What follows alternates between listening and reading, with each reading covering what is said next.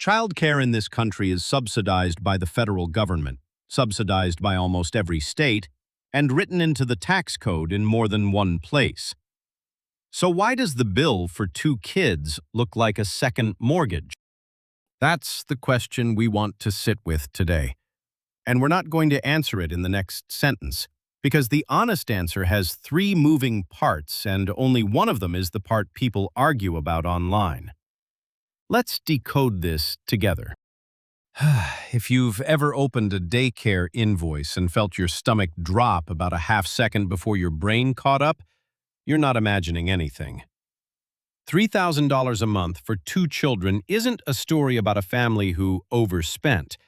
In a lot of places, that's simply the market rate. Here's what the numbers actually look like. In 2024, the national average price of childcare landed a little over $13,000 a year. That's per child, not per household. Now double it, which is what happens the moment a second kid lands in center-based care. For families in that spot, the cost of care ran higher than the average mortgage payment in 45 states plus Washington, D.C. Sit with that comparison for a second, because it's the reason this expense feels so disorienting.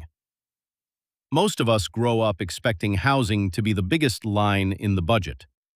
When something quietly takes that top spot, the whole budget stops making sense, and it becomes very hard to explain to anyone who isn't currently living it. So why is the price this high? The mechanism is a lot less mysterious than the politics around it. Care is mostly the cost of people, and the number of people is set by ratios. One adult can only safely watch so many infants, and in most states that limit is written into law. A center can't spread one teacher across a room of 20 babies to bring the price down, and none of us would want the version of this business that could. That creates a floor. Below a certain price, the math stops working for the provider, no matter how well they run the place. It's why care hasn't gotten cheaper the way phones and televisions did.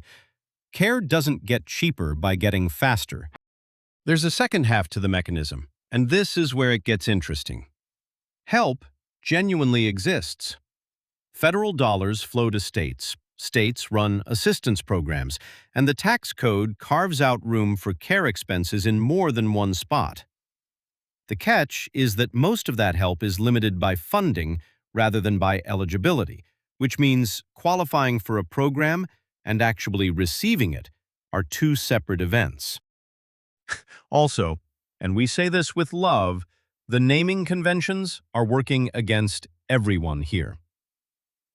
Somewhere along the way, we decided the pre-tax account for this would be called a Dependent Care Flexible Spending Account, which is 4 words no exhausted parent has ever said out loud on purpose. Which brings us back to the question we opened with. If this is subsidized from so many directions, why does the bill still look the way it does? 3 reasons stack up. The first is that floor we just talked about. Ratios set a minimum price that assistance has to work around rather than erase. Second, state assistance is capped by the dollars each state receives, so waiting lists are common, and income limits shift the moment you cross a state line.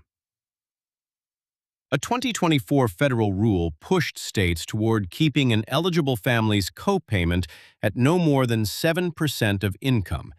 But how that shows up in practice depends entirely on where you live. Third, and this is the one that quietly costs households the most, a lot of the tax side help sits behind a benefits enrollment window at work. Miss that window, and the money is still yours, it just runs through taxes first. The stakes here reach well past one line item. A care bill this size shapes whether a second earner stays in the workforce, whether retirement contributions get paused for a few years, whether a family moves somewhere cheaper or stays near the relatives who can cover a Friday afternoon. Those decisions follow people for decades, long after the kids age out. It also reshapes the calendar in ways the price tag never captures. Provider holidays, summer closures, sick days when a kid can't be dropped off, late fees that stack up by the minute. None of that sits inside the tuition number. And for plenty of families, it's the part that breaks the plan. Inside a household budget, here's what makes this feel different from every other big number. A mortgage builds equity. A car payment ends on a date you agreed to. Care arrives every single month, for years, and it buys nothing you can sell later, which is exactly why families describe it as treading water rather than falling behind. One way to give the number a shape. It isn't a purchase, it's a second housing payment that runs roughly 5 years per child and then stops all at once. Parents who've come out the other side tend to describe the year the youngest starts kindergarten as the biggest raise they never got. The better news is that nobody solves a bill like this with one move.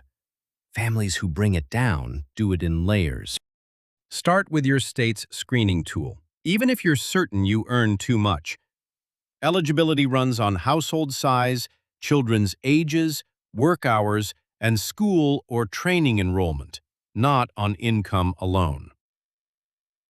A lot of families never find out where they stand because they disqualified themselves before they applied.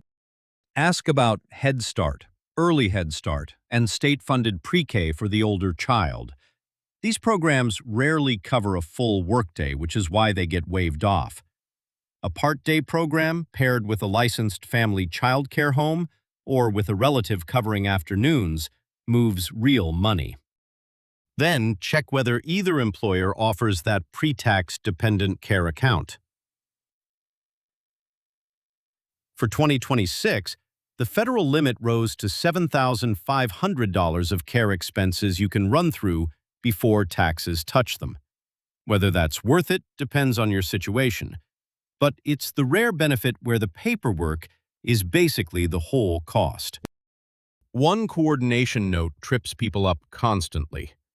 There's also a federal credit for care expenses, capped at $6,000 of expenses for 2 or more kids, and you generally can't run the same dollar through both the pre-tax account and the credit. Tax software or a preparer will sort the split. Just don't plan on getting both on the full bill. Before switching providers, call the one you already have. Sibling discounts, 4-day schedules, registration fee waivers, and temporary hardship plans exist at a lot of centers and almost never appear on the website. Be careful with part-time, though, because some places charge close to the full weekly rate just to hold the spot. As this story keeps developing, 3 things are worth watching. One is how your state actually implements that copayment cap, because the federal rules set a direction and the states set the details. Waiting list movement is the tell. Another is your employer's open enrollment materials this fall. Backup care benefits and provider discounts have been showing up in benefits packages as companies compete for working parents, and they tend to live on page 9. The last one is your state budget cycle. Pre-K funding gets decided there, and an expansion of even a single age year changes the math for a lot of households at once. So here's the takeaway. The price of care is high for structural reasons no household caused and no household can negotiate away alone. What you can change is how much of that price you're carrying by yourself, and the levers are unglamorous and genuinely worth an afternoon. The state screening tool, the account at work, the credit at filing time, a direct conversation with your provider about schedule and sibling pricing.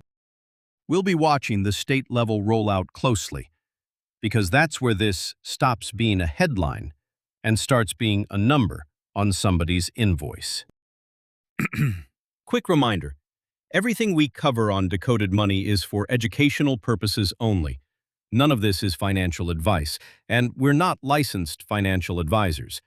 Before you make any money moves, Do your own research and talk to someone who knows your specific situation. If this was useful, hit subscribe. We do this every week. That's the Decode for this week. We'll see you in the next one.